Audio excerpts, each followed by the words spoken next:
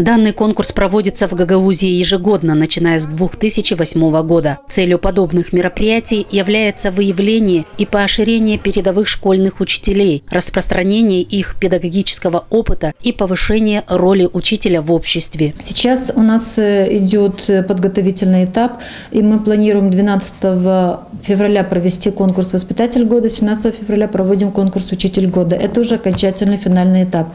На этом этапе на сегодняшний день наши учителя готовят свои дидактические материалы, аудио-видеоматериалы.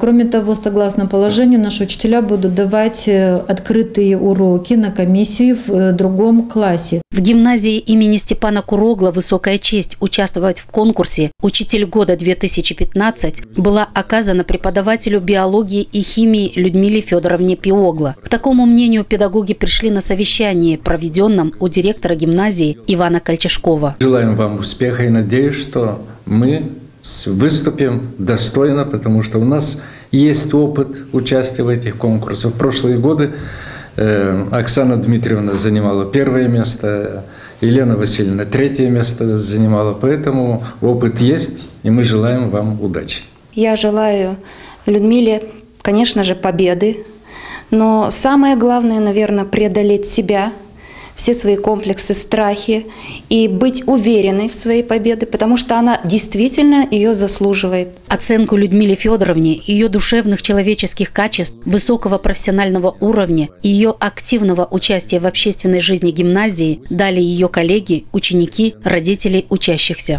Людмила Федоровна – души добрый педагог. Таково ей быть велел сам Бог. Людмила Федоровна – прекрасный учитель, методически подкована и прекрасно образована. Ее все уважают.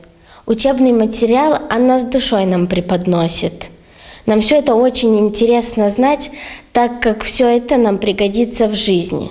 Итоговый этап конкурса состоится 17 февраля нынешнего года. Победители конкурса становятся обладателями права участия в республиканских конкурсах. Творческая группа телекомпании АТВ желает всем участникам этого мероприятия творческих успехов и победы.